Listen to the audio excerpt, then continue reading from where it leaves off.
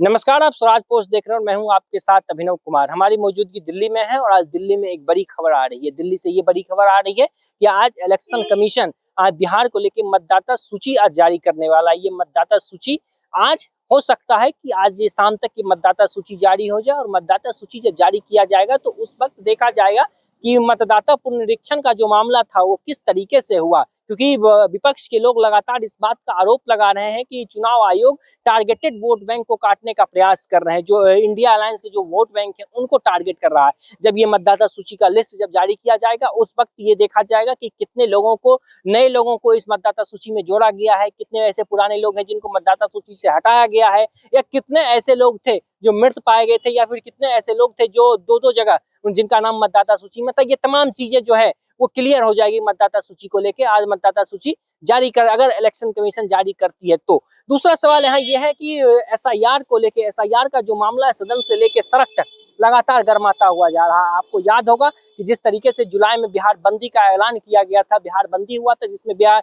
नेता प्रतिपक्ष राहुल गांधी, तेजस्वी यादव और अन्य इंडिया अलायंस के जो अन्य नेता हैं वो तमाम लोग वहां पहुंचे थे और वो बिहार बंदी हुई थी। और बिहार बंदी में उस वक्त एक खबर निकल के आई थी कि कन्हैया कुमार और पप्पू यादव को मंच पे चढ़ने नहीं दिया गया, जिसके बाद खूब सियासी भूचाल आया और पप्पू यादव ने इस भूचाल को बहुत तरीके से हैंडल किया। उसके बाद कुछ दिन बाद ही बिहार दिल्ली में कांग्रेस कोर कमेटी की बैठक हुई थी बिहार को लेकर, जिसमें पप्पू यादव पहली बार औपचारिक तौर पे किसी कांग्रेस के बैठक में शामिल हुए थे और पप्पू यादव ने कहा था कि मुझे लड़ने का आशीर्वाद मिला है, मुझे खड़गे साहब से, मुझे राहुल गांधी से आशीर्वाद मिला है और मैं लड़ने वाला आदमी हूं, मैं लड़ूंगा। हालांकि इसका कोई मतलब नहीं हुआ। इस पे कई लोगों का, ऐसे कांग्रेस के कई नेताओं का बयान आया था कि पप्पू यादव औपचारिक तौर पे कांग्रेस में नहीं है, लेकिन पप्पू यादव इस बात को हमेशा कहते हैं कि हम न्याय योद्धा के साथ हैं। न्याय योद्धा यानी राहुल गांधी, वो हमेशा इस बात को कहते हैं कि हम राहुल गांधी के साथ हैं, राहुल गांधी न्याय योद्धा है, राहुल गांधी ने इतनी लंबी पदयात्रा की है तो हम राहुल गांधी के साथ हैं और राहुल गांधी का आशीर्वाद हमें मिला। आपको बता दें कि पप्पू यादव औपचारिक तौर पे अभी तक कांग्रेस में नहीं गए हैं, लेकिन वो अपने आप को इंडिया अलायंस का हिस्सा मानते हैं।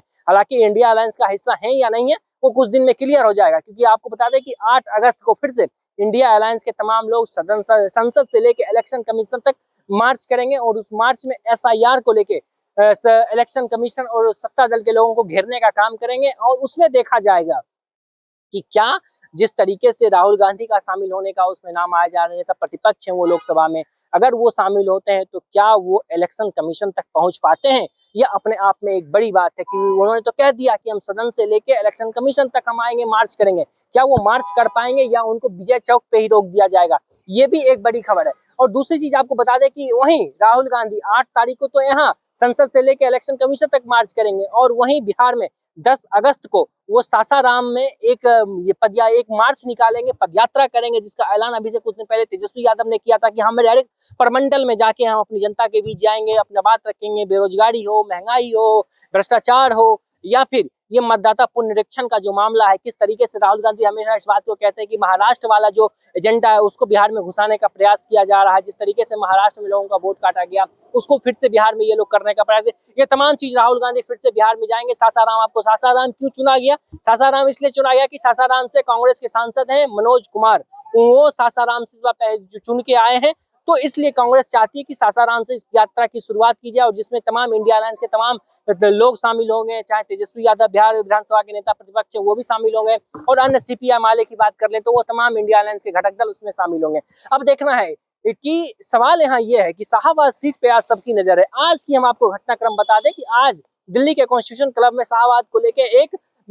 सम्मेलन रखा गया है और उस सम्मेलन में कई ऐसे शाहबाद क्षेत्र के कई ऐसे नेता, शाहबाद क्षेत्र के उपेंद्र कुशवाहा भी हैं, उनकी भी नजर शाहबाद सीट पे है, चिराग पासवान है, उनकी भी नजर शाहबाद सीट पे है, अन्य लोग हैं, चाहे आरजेडी की हम बात कर ले, सुधाकर सिंह हैं, अन्य आरजेडी के अन्य नेता हैं, चाहे सीपीआई की बात कर ले, उन तमाम लोगों की शाहबाद सीट पे नजर है। और शाहबाद सीट से चिराग पासवान कह भी चुके हैं, कयास भी लगाया जा रहा है कि चिराग पासवान हो सकता है कि शाहबाद के किसी विधानसभा सीट से वो चुनाव लड़े। और उपेंद्र कुशवाहा, आप जानते हैं उपेंद्र कुशवाहा की क्या छवि रही है शाहबाद सीट पे, तो उपेंद्र कुशवाहा भी आज इस शाहबाद सम्मेलन में आ रहे हैं। ये भी एक पॉलिटिकल, एक तरीके से कह सकते हैं स्ट्रेटेजी इसको माना जा रहा है कि आने वाले बिहार विधानसभा चुनाव में शाहबाद जो है, शाहबाद का जो पूरा एरिया है वो किस तरीके से वो हाईलाइट रहेगा इस बार बिहार विधानसभा के चुनाव में। हालांकि कुल मिला के देखा जाए तो एसआईआर का जो मामला है वो खूब गर्माता हुआ जा रहा है, इसमें कोई दो मत नहीं है। और एक तरफ सदन चल रहा है, हालांकि सदन में एसआईआर पे भी चर्चा हो नहीं पा रही है, क्योंकि सदन में भी ऑपरेशन सिंदूर पे चर्चा हुई थी। अब कहा जा रहा है